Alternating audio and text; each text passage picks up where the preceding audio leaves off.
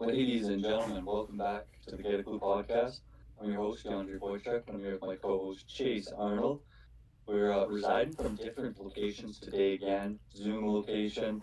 Chase, why don't you let them know what we're going to talk about today? What's up, Matt? Max Snooze. And we're going to touch on our biggest winners and losers of the NHL trade deadline. Obviously, it went down, and we talked about it for a good hour there last episode, but we didn't really get into teams that we thought did the best and the worst. Just a few days later, it's just a little bit easier to digest, look at the lines. I think some guys have already played. Um, I think we're gonna have some fun there with our winners and losers, and then at the end we're gonna touch on teams with the most pressure or just like a pressure scale on some teams going into the postseason. Yes, sir. Did we want to start off with the winners, or did you want to start with the losers? Shoot, that's good. I think let's keep it positive to start. All right, Positive let's engagement. do it. All right, I'll start us off since I'm rocking the bucket. My first winner, I got the Anaheim Ducks here. Didn't make a whole lot of moves, but the one move they made, I think, is going to be pretty impactful. And now that there's a few days to digest it, I think maybe Caps fans are still holding heavy hearts, but I think they might be realizing now that I think it was a good move for the franchise at the end of the day. It is tough moving John Carlson, but especially the direction that the Capitals are going to be going in the future. They don't got a large window, so making some moves. I think Carlson was kind of in that procedure. But yeah, the Ducks getting him. They're loading up, and now I don't know exactly how they're going to run their lineups. Carlson is out with a lower body injury right now, so he didn't play the other night. But yeah, the Ducks are going to be my first winner here. I think that's going to solidify them. They're kind of making that. Actually, they're not even making a playoff push anymore. I think they're first in the Pacific Division as of right now. So they're my first winner. I like this for them. Yeah, I have a feeling we're gonna have pretty similar lists here. Yeah, Um, but yeah, I got the Ducks as well. That trade, I mean, as much as I agree that like the value there for Carlson was worth, I just think like I don't know why you would do that if you're the Capitals. I'm sure we both have Capitals on a different spectrum here, but for the Ducks, it's unreal. I think you had a big veteran D man. I mean, the only D man they have there that's a veteran is Gudis right now, and he's a little bit different. He's the captain of the team that'll take a couple uh, headshot penalties and stuff like that. But I mean, just another veteran leader that can come in and help that young team make a push in the playoffs. I think this team could be pretty dangerous. I mean, young skill combined with gritty old guys. It's a good recipe. yeah, and just going back to the John Carlson thing quick. Yeah, it does suck for him. Like, I honestly, I think we talked about it last episode. I thought he was going to retire at Capital. I thought he was kind of going to get that almost Chris Letang treatment. I'm trying to think if it was some like old 10-year defenseman, but something like that. I thought he was going to be a Capital for life, but yeah, I'm happy the Ducks got him. Also, I was thinking, since we'll probably have very similar lists, we can just kind of go back and forth with winners, and then Yeah. we'll just kind of make talking points. Yes sir. Yes sir. Just a couple. Once, sorry if this accidentally declines the call here. I'm getting another phone call. I don't know how to end and accept it. Yeah, It you're always good. messes Just me up. do what you gotta do. There we go. Good. Um, yeah, my next winner, I got the Avalanche. Um, Best team in the NHL, adds the most amount of talent at the trade deadline. I mean, you ship out a lot of picks. Picks don't matter when you have as talented of a roster as you do, and it's not like this roster is gonna be on the decline next year. Like a lot of their guys aren't even in their 30s yet.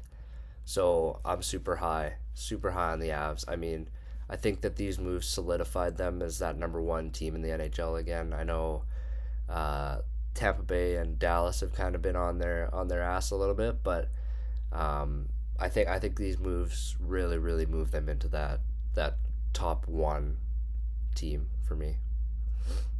Yeah, no, I agree 100%. I got them on my list here as well. And actually, I can't remember who they played last night. They won 3-2, but a couple of the guys that they picked up during the deadline actually ended up helping win that game. Kadri got an assist on the McKinnon goal, and then I think Nick Waugh potted his first as well in an Avs jersey, and then obviously McKinnon scored the nasty shootout winner. I don't know if you've seen it or not. It was pretty sick. Yeah, I saw Yeah, I saw him miss an this open net. yeah against Detroit too. Yeah.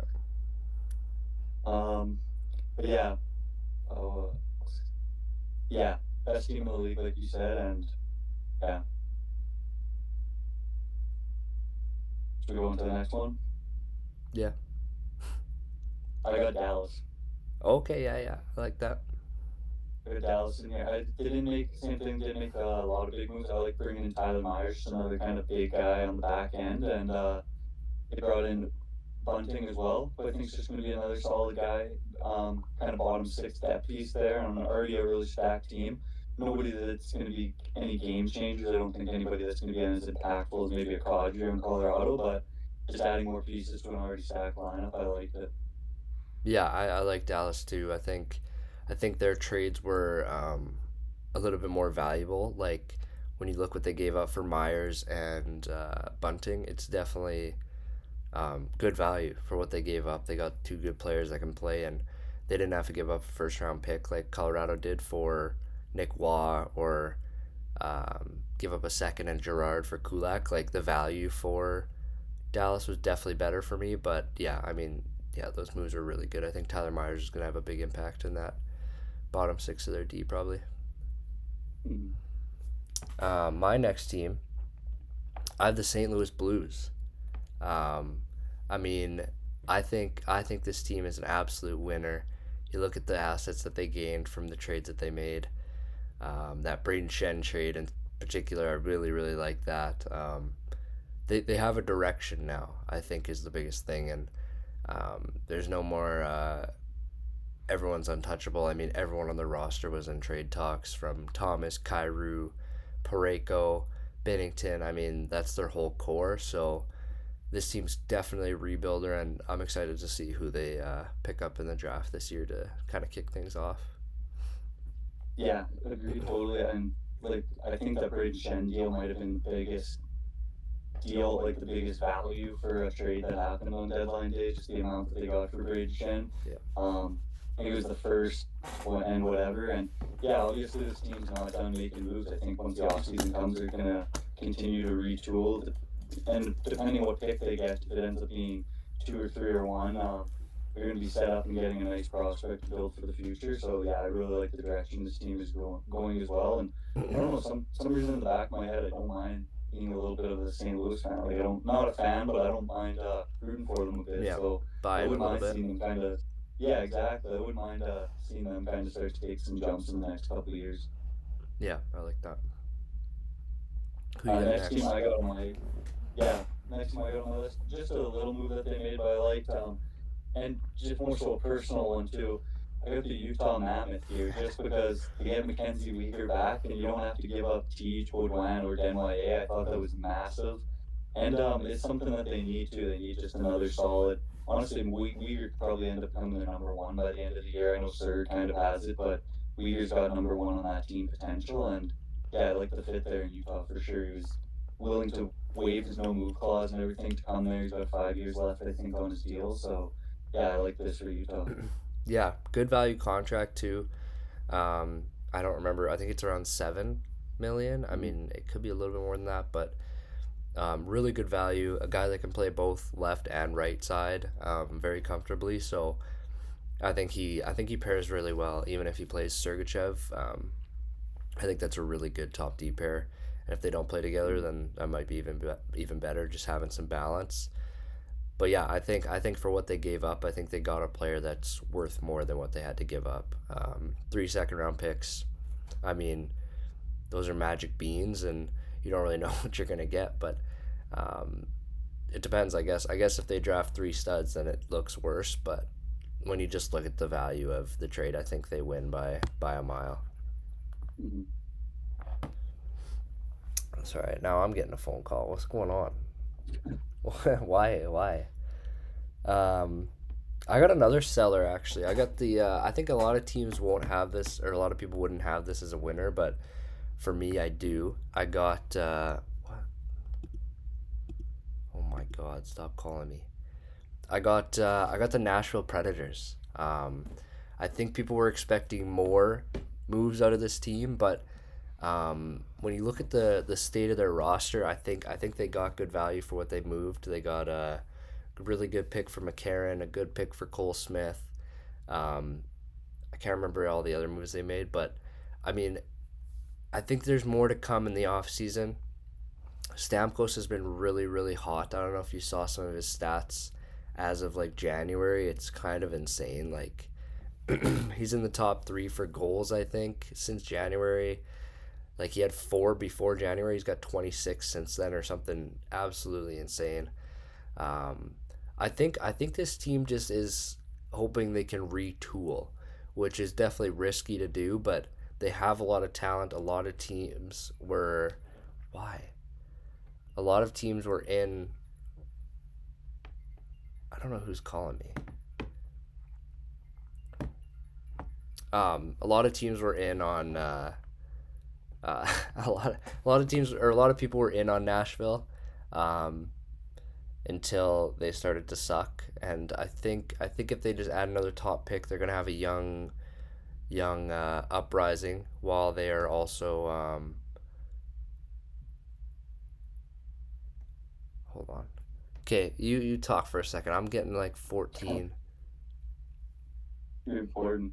Yeah, no, Nashville, they're in a weird. I think they were in a weird situation, especially from that year that they brought in, was it March or so, Stamkos and all those guys. They were kind of expected to be a top-notch team, especially the year before. I think they finished really high in the standings, and yeah, it is tough, especially coming up to deadline day.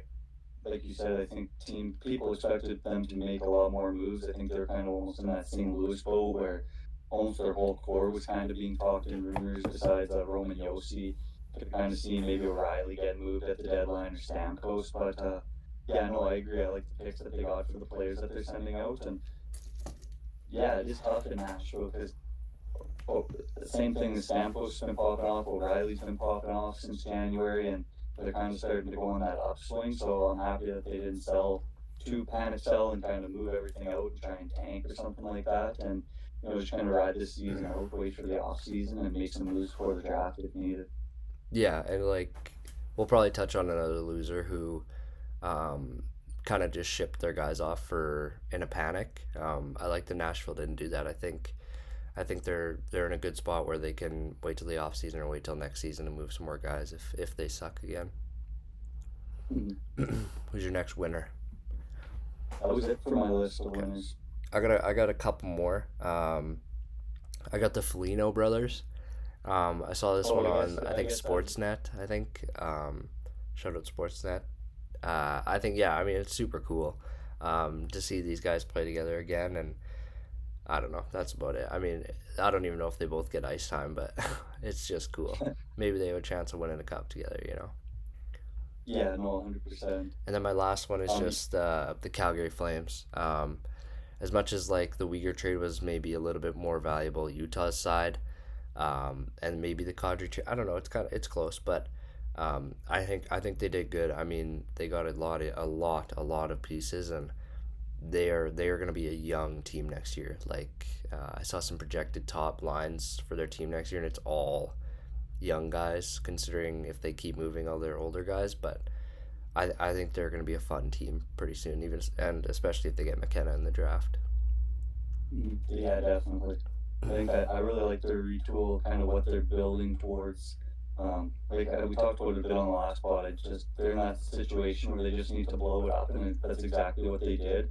And yeah, the Utah situation might be a little bit more favorable in Utah's side, but I really like Calgary's return too, getting 3 second round picks. Hopefully, at least two of those turn out for them. And yeah, it's always nice when Canadian teams are doing good. So I would like for them to become a playoff contender again. Yeah, you got your first loser. Yeah, I think this one's probably the most consensus one. I got the New York Rangers. I Yeah, mean, absolute shit show this team went through this whole year. I mean, I don't think they expected to be in this position come deadline time. And yeah, obviously they were kind of chokehold. They wanted to get rid of Vinny Trocheck. I think they didn't get the package that they wanted for him. I don't know if they thought that his value was too high or they're just kind of holding out. But yeah, for what situation the Rangers are in, I don't think they did a great job of blowing things up, and they definitely didn't do a good job of retooling or bringing pieces in. So yeah, I yeah, think they're my first loser easily. yeah. I agree.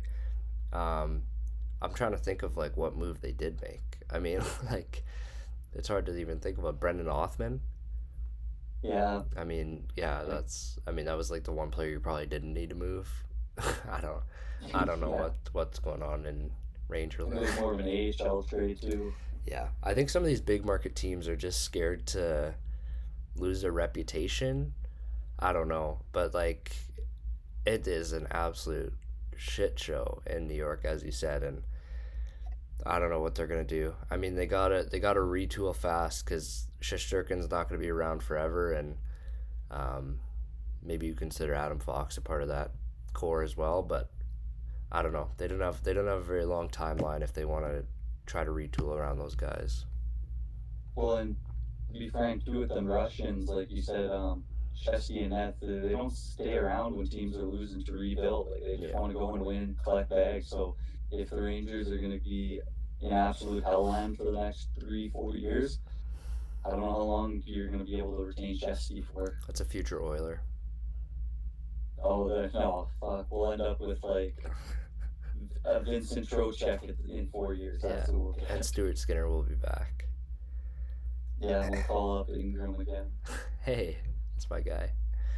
Hey, it's my guy too. Like that's our number one from Stanley Cup final Yeah, team. we love I him. might as well go into them because I got them on my list. I got the Edmonton Oilers as my next loser since we're already talking about them. And while we're on the conversation, I just really thought that they were going to go for a goaltender this trade deadline. Like it was something that they needed. Wallstead was in the rumors. I wouldn't have minded them having to give up maybe a little bit more for a few somebody, especially like Wallstead, who's going to be a God. future number one goaltender for a long time yet. But even somebody like Binnington, just for the time being, he's a little shaky. But maybe Edmonton can be his kind of restart. I don't know, anything would have been better kind of than the tandem that they got. I think Pickard's the other goalie that's starting in Edmonton right now. I do kind of looking back on it now. I think I kind of shit on the Dickinson and Doc trade a little bit. I don't mind it so much now. Doc had an assist last night. He looked pretty decent. So hopefully his career will kind of start taking off. And yeah, Yeah, even if they can get some consistency on that third line, um, mm-hmm. I mean, I don't know. I don't think Doc's got that top line potential, but I maybe think he they can still. slide in with Draisaitl eventually, or just Well, add I've some seen skill. so many things after like these that trade that Edmonton was supposed to be like so much better defensively and everything. And then what I think it was like the next night or something. They ended up getting like waxed off, but Yeah, yeah, they led in six against Carolina the next night. It was yeah, like, yeah, so much better defensively. yeah. I don't know. I mean, it's a team defense thing, and I mean, hopefully they figure it out because it's been pretty ugly. Yeah, But yeah, I agree. I mean, I don't know. I don't know what the Oilers are gonna do. That wasn't even the talking point we had going on, but we just kind of jumped there, and I don't think they're a loser of the deadline. Um, I think they did okay. I think it's just so funny that before they traded for Jari, like the years before, we were saying get a goalie, this goalie, that goalie's available. Ilya Sorokin was on the market at the time. John Gibson, who's been really good in Detroit, um, and they decided to wait, and now they have Tristan Jari, and I don't know, it's just not a good yeah. spot. I'm not even sure. I'm not even sure if Jari's back in the lineup yet. I think he's still sidelined with injury. He might be playing. I'm actually not too sure, but yeah, Got another loser for us. yeah. Um, I don't know if you'll agree with this one or not. I had the Carolina Hurricanes. I think kind of the only deal that they made was the Nick Deslauriers deal, and this is a team that, like we talked about so many times on the pod, they need to get over that Eastern Conference hump. Every year they're kind of expected to go far and do something, and they just haven't been able to get there yet. So bringing in Nick Deslauriers, I don't think is bad. Adds a little bit of pedigree. I did like the move, especially I think it was just for a seventh round pick. But Yeah. I mean, at the end of the day, if that's going to be what you're going in for to try and build for Stanley Cup and kind of get over the hump, I don't think that was it. So yeah, I would like to see a little bit more out of them. So I just had them as a loser. Yeah, I agree completely. I think the expectations every year for Carolina is to buy, and they just haven't done it, or they have, and it's kind of backfired. You think of the Rantanen trade. There was the Gensel situation too. Um, yeah, I don't know. It's tough in Carolina. No one really wants to play there, so you kind of just gotta whoever you can get to keep and stay. And they have figured those guys out and have been a really really good team in the East there. Um, I actually wouldn't have minded if this team would have went and tried to buy low on Elias Pettersson.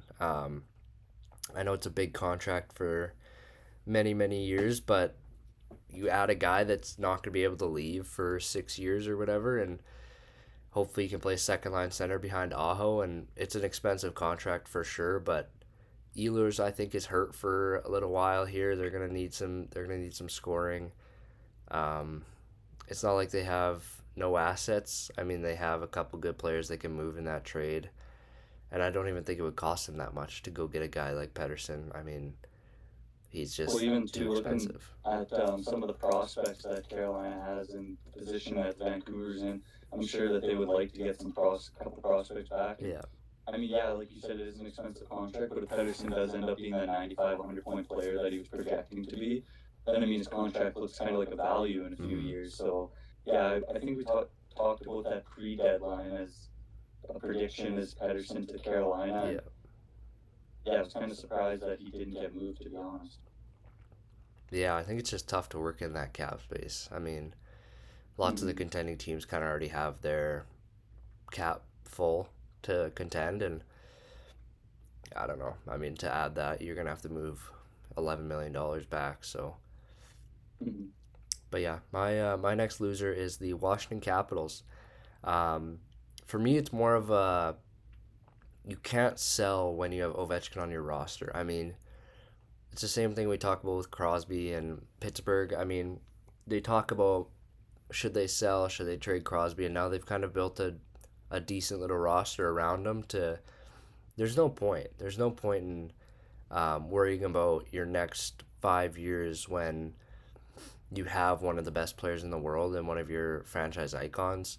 Um, you just got to try and win, and it is hard.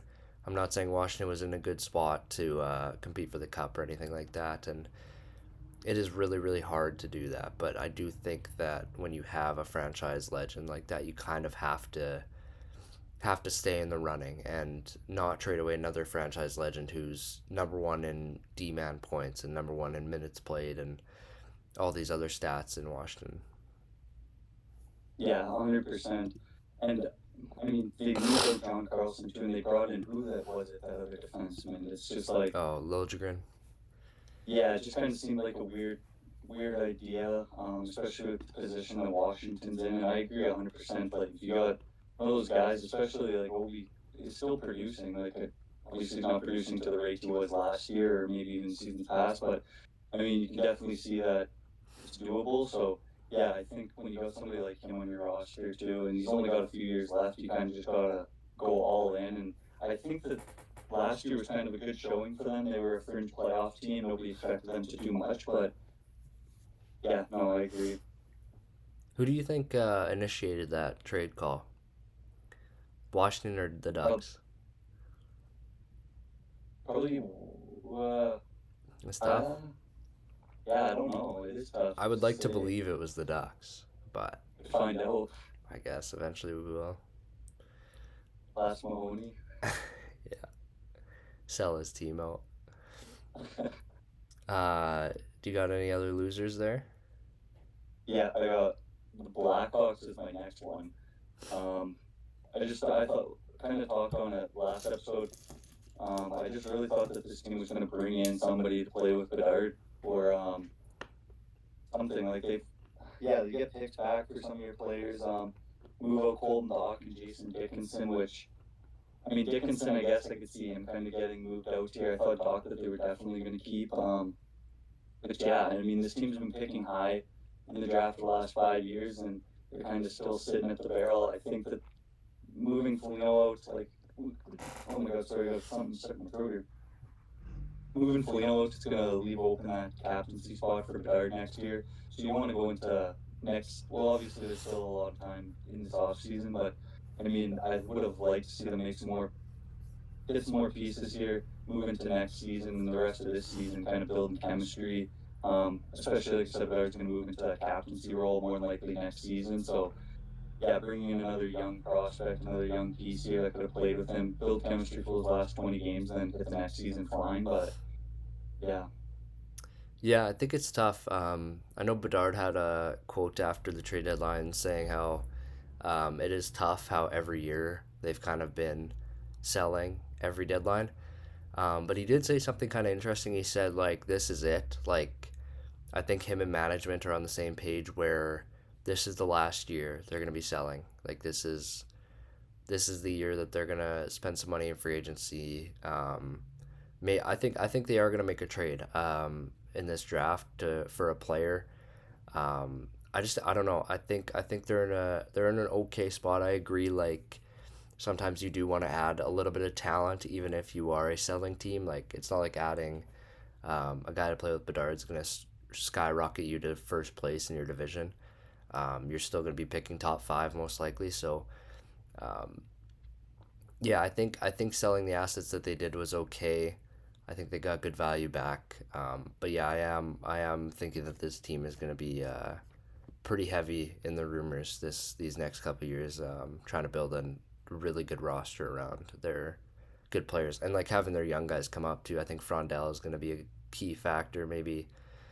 And yeah, I think they're gonna. I think Bedard and management have kind of sorted out their issues that they had.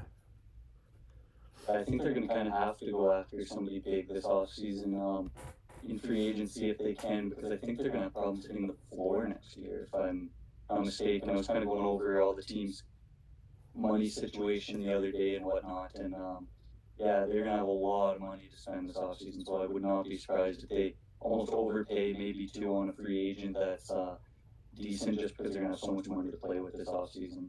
Yeah, I agree. Do you have any other losers? I got one more. Yeah, I got one. This isn't a huge loser for me, but I got the Toronto Maple Leafs. Yeah, that was a good one. Yeah, I mean, I don't hate it as much as everyone else does. I think a lot of people are ripping on them pretty hard.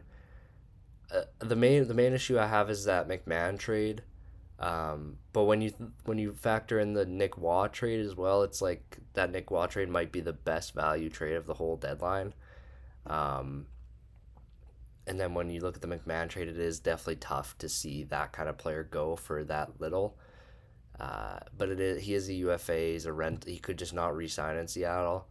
So I kind of get it. Like teams don't want to give up a whole bunch for a guy that's not guaranteed to re-sign. But I don't know. I didn't love it. I didn't love the Lawton trade. I think you can get a little bit more. I didn't love the McMahon trade. I think you can get a little bit more.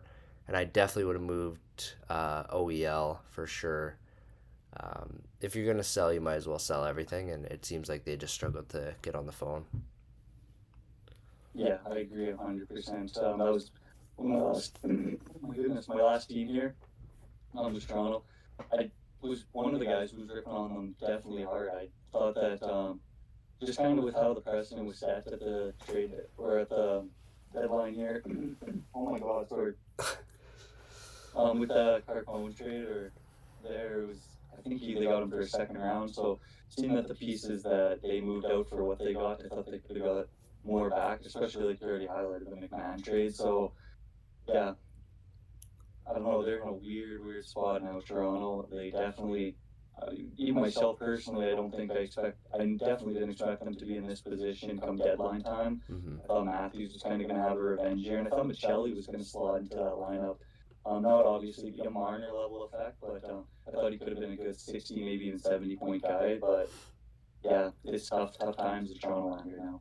That's why like predicting the playoffs every year is almost impossible. Like I, Yeah. I think people like forget that like four teams are different every single playoffs almost. It's like three to five. So Mm-hmm. I mean to predict the playoffs is impossible. You never know who's gonna rise. You never know who's gonna fall. I mean, no one would have saw Toronto falling and I mean even Ottawa out of the playoffs. I think a lot of people had them as almost a lock and Detroit being first in their division. I mean, I don't know. It's a weird year. It's almost like we're seeing the turning of the tides here this year. Like Yeah. You're seeing like the Bedard and the Celebrinis and the Schaefers kind of stepping up. You're seeing like that new wave of players, and you're seeing these new teams kind of Yeah. starting to slowly make playoffs and teams turning around. Yeah, it's fun. Yeah.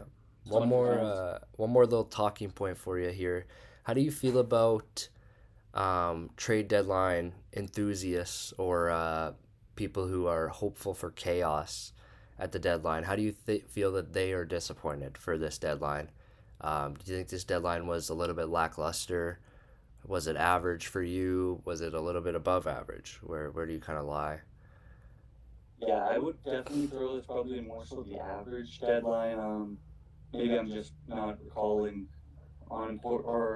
great on previous deadlines, but yeah, I mean, as for like the fans and people being upset that maybe it was kind of lackluster and everything. I mean, it is tough because at the end of the day, like management and the owners and everyone has to do what's best for the team. So you don't want to go and just kind of go fugazi and during the trade deadline just kind of to get the headlines out there. You do have to kind of come at it from a owner perspective and a management perspective. But no, I mean there was some like obviously the Carlson deal was kind of a shock, but other than that, I wouldn't say. I mean, the three kind of big trade deadline guys and free agents when I kind of already moved or did their contracts at the start of this year with David Eichel and Kaprizov. I think if those three weren't signed come deadline time, especially Kaprizov and McDavid, not so much Eichel. I think he would have got the deal regardless. But yeah, I think there was a lot of talks around those guys and getting moved out potentially. So I think that could have spiced it up. But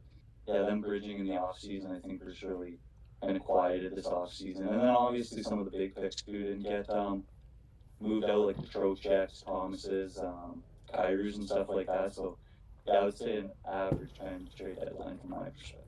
Yeah, I'd agree. I think it's about average. I think there was less trades this deadline. It felt like usually there's a lot more little things that are also happening. It didn't feel like there was that many trades.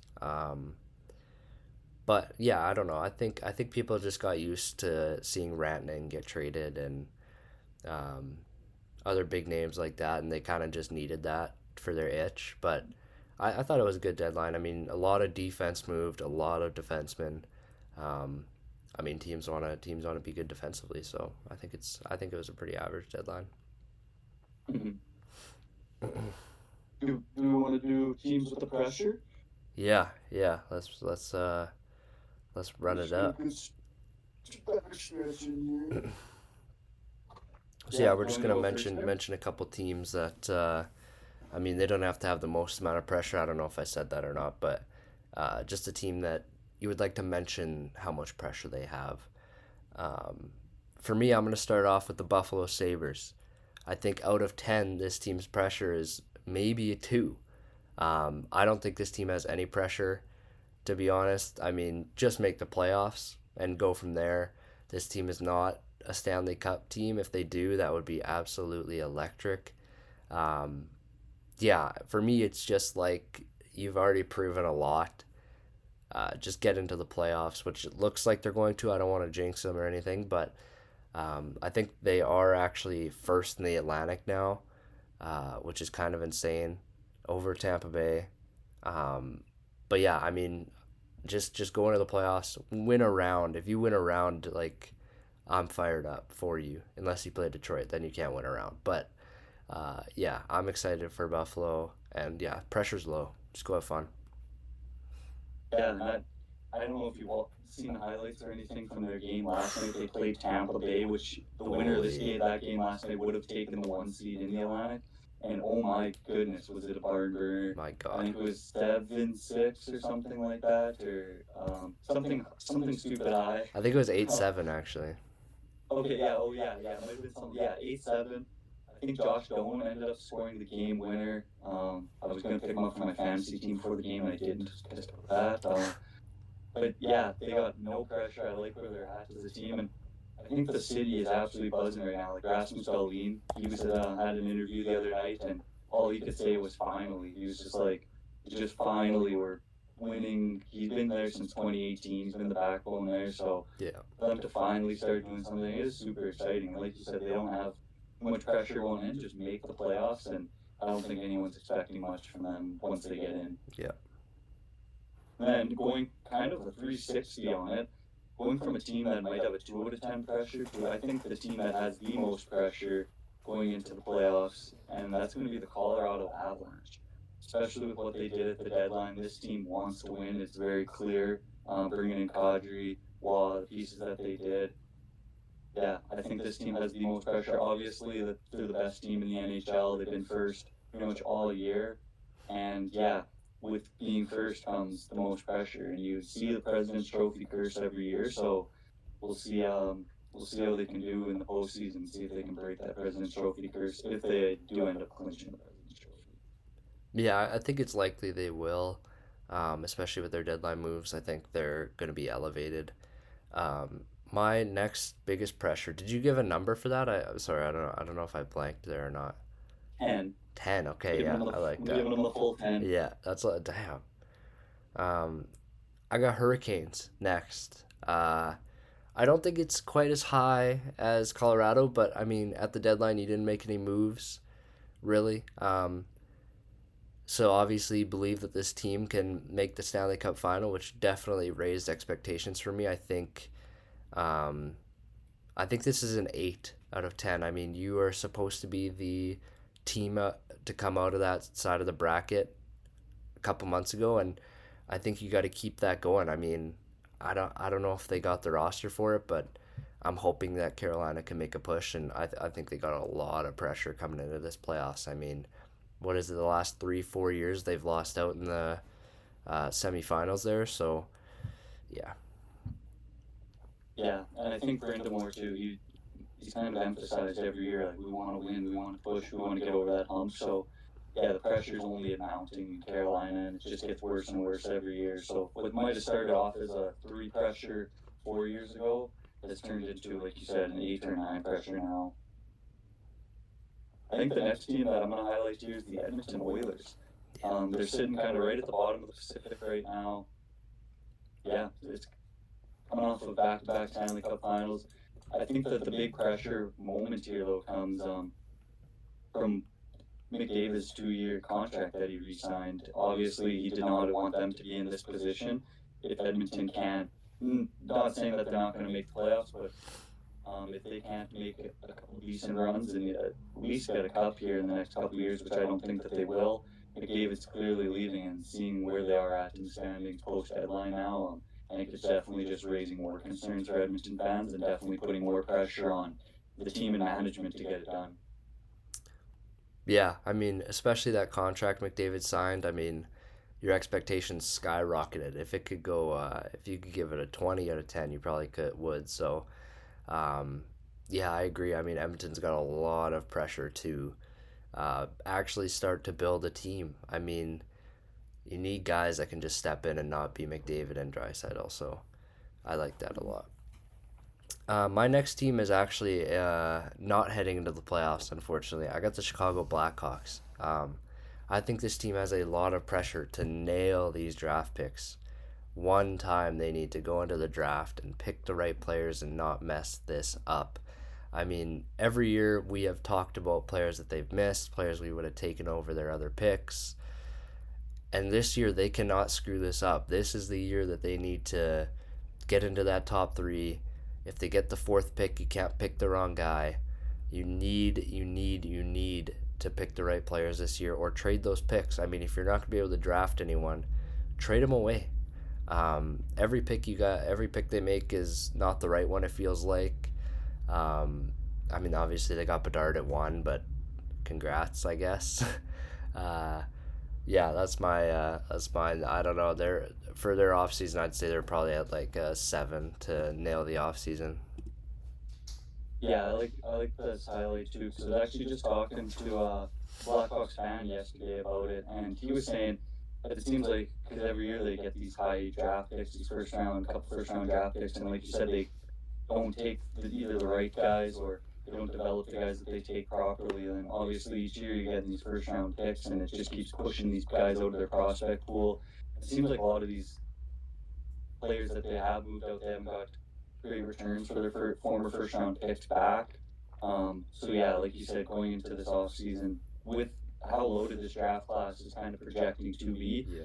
I think that this is definitely going to be a big off season for them. I'm going to stay in the Western Conference here. I think that the next team, and it is tough for this team. I don't know the pressure. I guess I'm going to ask you after I say this team where you think this team's pressure is at, because it is a little challenging with Colorado being in this conference. But the Dallas Stars, I Mm-hmm. mean, I feel like every year they've just kind of been stuck in that second, third round, whether it's losing to Edmonton or Colorado. And I don't know how much pressure that they really have to get over the hump. Obviously, it's a lot. They want to get there and they want to win now, especially with Sagan and Ben kind of nearing the ends of their careers. But I think it's super difficult with Colorado, so I don't know how much people are expecting them to get over that hump this year. But I think it would still put their pressure at around a 9, personally. Yeah, no, I agree. I think the toughest part is it always feels like they're the second best team in the West. Um, Mm-hmm. every year, I mean, it's either Avalanche or it's Edmonton. It's Avalanche, it's Edmonton. And then, they got to play the Golden Knights. They got to play the Wild. It's a tough spot for them. So yeah, I'd probably put them at like a 7. I think they're always a good team. Um, and there's not much else you can do. I mean, you try to win in the playoffs, and they just haven't been able to do it. Yeah, and I think this is a team too. They're not really going to get worse as the years go on. Like all the players that they have, like the Johnstons, Harley, Ottingers, are all still young. So even in 2, 3, 4 years, I think this team's still going to be sitting at the top of the Central Division, top of the Western Conference. So I Yeah, don't think the pressure is like a 10 out of 10, sounding the alarms. They got to win the cup now kind of thing. yeah, they're probably one of the best team building teams in the league for sure. Mm-hmm. Every year, they're just consistently good. Yeah, exactly. That was the Uh, last for my pressureful teams. yeah, I'm out. I think. Yeah, I don't know. A lot of rebuilding teams that have pressure, but that's obvious. Yeah. So last thing, do we want to go into a quiz here? Oh yeah, I forgot about this. Oh god. Throw Chase on the spot again. I Yeah. think this will be the third rendition of the Get a Clue quiz. Get a clue quiz. Yeah, double up to Get a Clue. Give me a clue Get a Clue. quiz. That's what it should be called. Give me a clue Get a Clue quiz. presents Give Me a Clue quiz. Yeah, there we go. All right, first question I got for you in the Get a Clue quiz today is, who was the first overall pick in the 2002 NHL draft? Oh fuck. Uh. I had to Okay, go with wait. 2002. Crosby is 03. 5. Okay. Oh.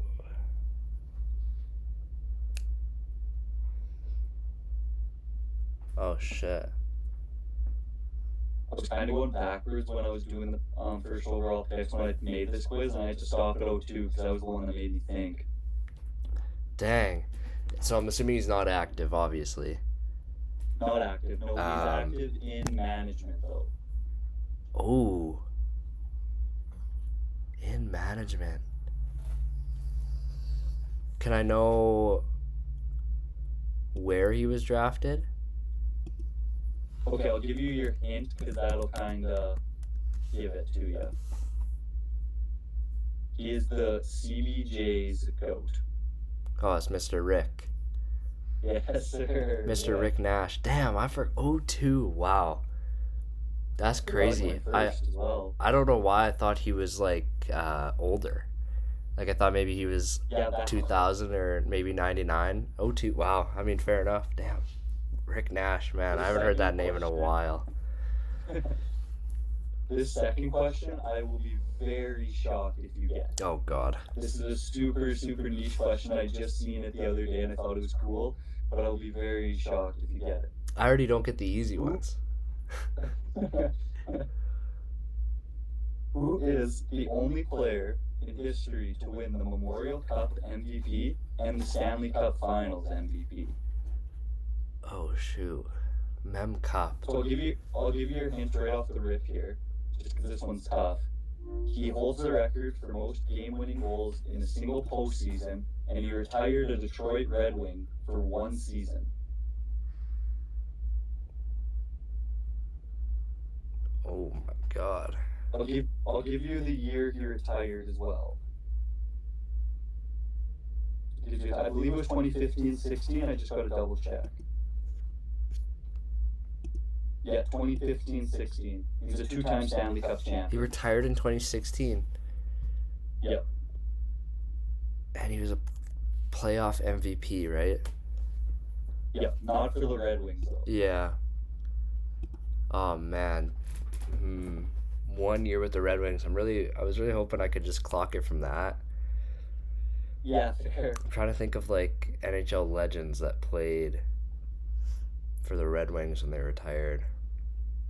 It is hard too because it's like the Memorial Cup MVP. Sometimes there's just a lot of junior legends. Yeah, yeah. The Stanley Cup MVP, I guess that kind of. Yeah, that's like really good. Do you want me to give you the year he won the Conn Smythe? Can I know what team he won the Conn Smythe on, or is that too much? I don't think that would be too much actually. He won the Conn Smythe. Just let me double check and make sure I'm getting this correct. I believe it was for. Yeah, okay. It was for the Tampa Bay Lightning.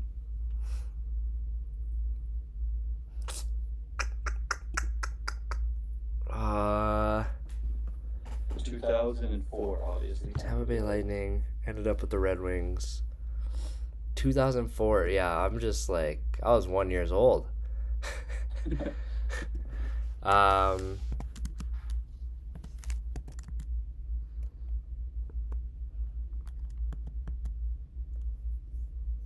Damn, I'm blanking hard. This one's so tricky. 2004 Conn Smythe. The thing that's really bugging me is he ended up on the Red Wings. That's what's really bugging me. Like, I think I should know a legend. He won the Memorial Cup and MVP there with Rimouski. What would you say his next most known team is? With Chicago or the Rangers. He kind of got famous for a nickname in New York. He's been moved around a lot. Like he's got not a like kind of what would be called like a folktale nickname when he went to New York. He also played for the Stars for a bit. Did he play for Philly? No, Philadelphia. Who am I thinking about? He won a cup with Chicago. Really? As well.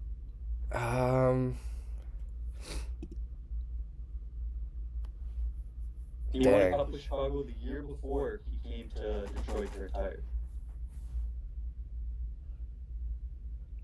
I got a name on my tongue, but I don't remember his first name, and I don't want to sound like an idiot.